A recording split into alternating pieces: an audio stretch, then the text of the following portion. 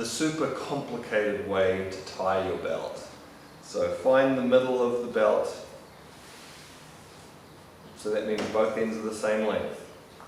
Put the middle on your middle, wrap around behind so you bring both ends back to the front. On one side, hold both layers of the belt together. Wrap over with the other side and up underneath both layers of the belt. Now, with this side that's on the bottom, you need to make sure that this end is a little bit longer than the other end of the belt.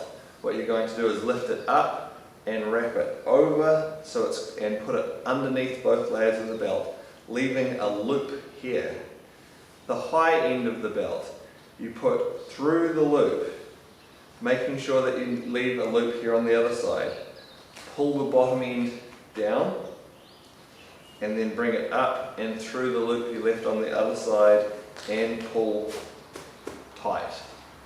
That is the super complicated way to hold your belt. And now let's look at a close-up.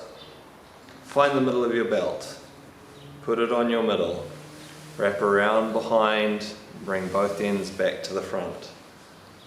Hold both layers of the belt together on one side, wrap the other side over the top of that, up underneath both layers. Now you should have one end that sticks up, that's underneath, and then the other end sticking down. The lower end needs to be longer than the high end for this complicated knot. We're going to take the low end, pull it up, make a loop, and tuck it down underneath both layers of the belt, leaving this loop.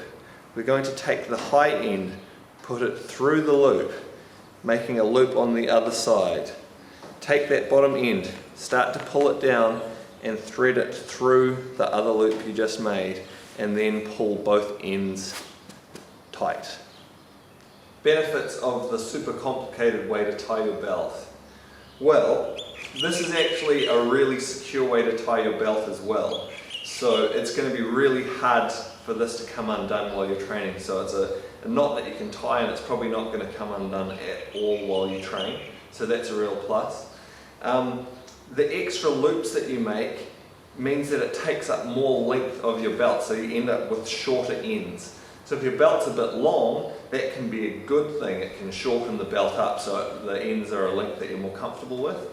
On the other hand, if your belt's a little on the short side, it means you're going to not have a lot of belt left, so that can be a downside to this type of tying as well. The other downside is it's more complicated, it's harder to learn and remember, but hey, you're pretty smart, I'm sure you can figure it out if you want to do it.